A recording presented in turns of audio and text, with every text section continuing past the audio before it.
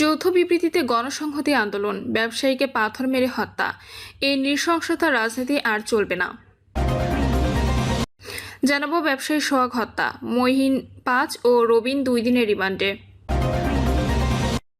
5 দিন দেশ জুড়ে বৃষ্টির পূর্বাভাস, কোথাও কোথাও ভারী বর্ষণের সম্ভাবনা।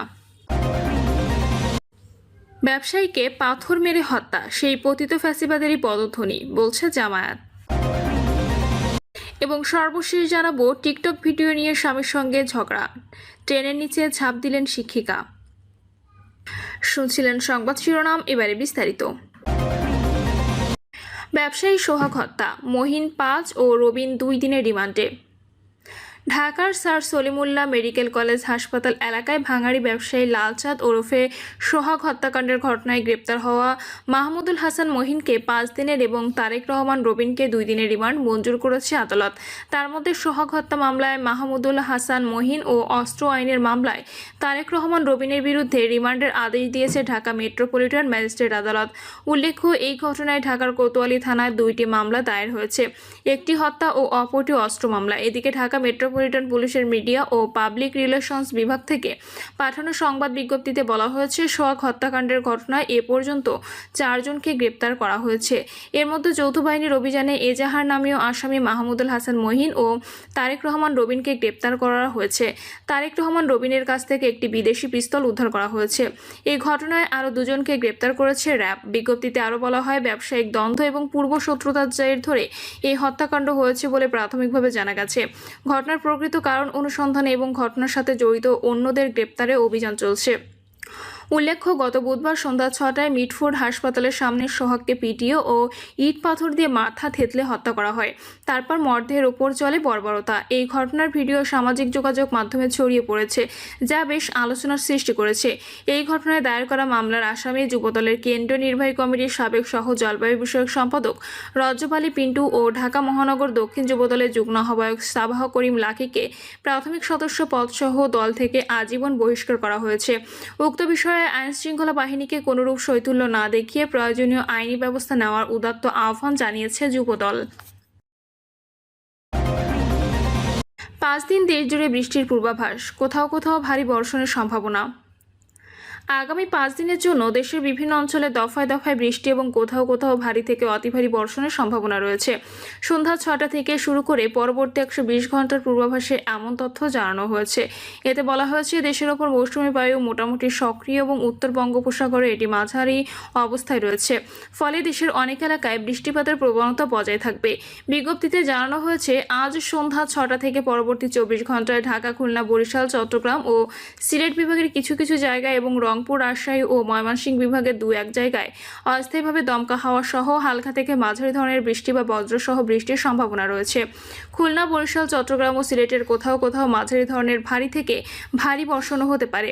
সন্ধ্যা 6টা থেকে পরবর্তী 24 ঘন্টায় রংপুর, ময়মনসিংহ, ঢাকা, খুলনা, বরিশাল, চট্টগ্রাম ও সিলেট বিভাগের অনেক জায়গায় এবং রাজশাহী বিভাগের কিছু কিছু জায়গায় দমকা হাওয়া সহ বৃষ্টির পূর্বাভাস রয়েছে।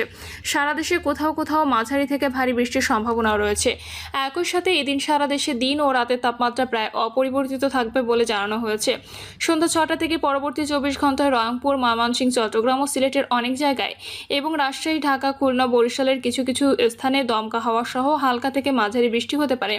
একই সঙ্গে কোথাও কোথাও ভারী বর্ষণের সম্ভাবনাও রয়েছে। একই সাথে সারা দেশে তাপমাত্রাও সামান্য কমতে পারে।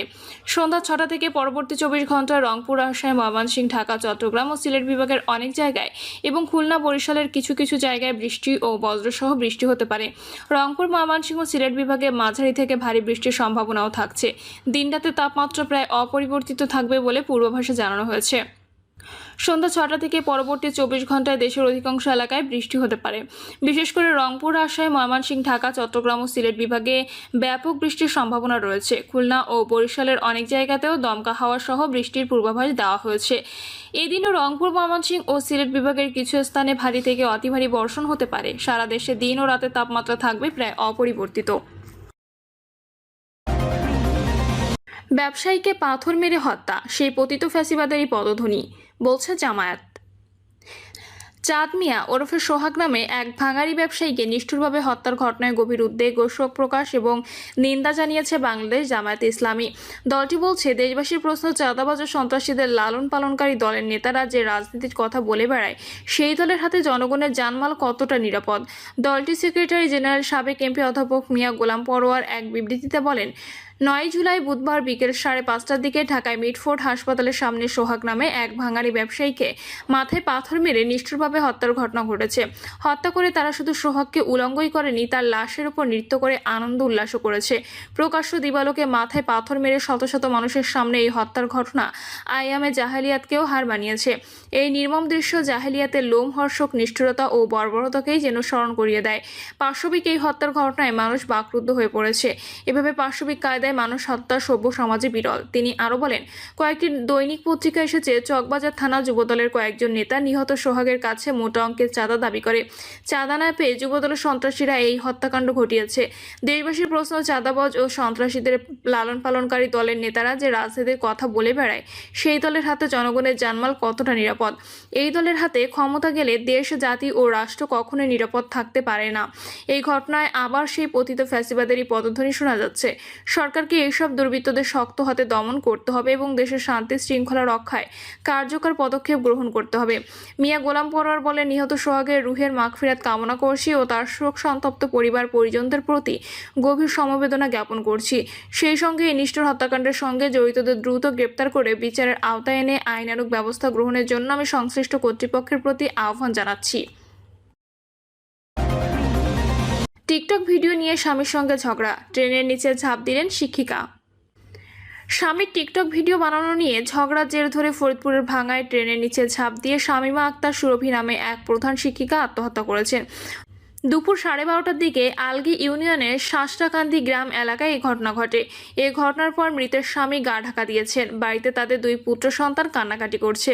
মৃত শামীমা আক্তার সুরভি ভাঙ্গা উপজেলার আলগি ইউনিয়নের শাসটাকান্দি গ্রামের পোস্ট অফিসে কর্মরত আশরাফ মুন্সির স্ত্রী। তিনি শাসটাকান্দি সরকারি প্রাথমিক বিদ্যালয়ে ভারপ্রাপ্ত প্রধান শিক্ষিকা হিসেবে কর্মরত ছিলেন। প্রধান শিক্ষিকার মৃত্যুতে ভাঙ্গা শিক্ষক সমিতি শোক প্রকাশ করেছেন। এলাকাবাসী জানান, গত 3 দিন আগে স্বামী আশরাফের টিকটক ভিডিও বানানো নিয়ে ঝগড়া হয় স্ত্রী শামীমা আক্তারের। এর আগেও টিকটক ভিডিও বানানো সহ বিভিন্ন বিষয় নিয়ে পারিবারিকভাবে ঝগড়া চলে আসছিল। এই ঘটনা নিয়ে শিক্ষিকা শামীমা আক্তার গত 2 দিন ধরে খাওয়া দাওয়া বন্ধ করে দেন। প্রিয় দর্শক, এই ছিল এখনকার সর্বশেষ সংবাদ। আপডেট সব সংবাদ পেতে চ্যানেলটি সাবস্ক্রাইব করে বেল আইকনটি ক্লিক করে রাখুন।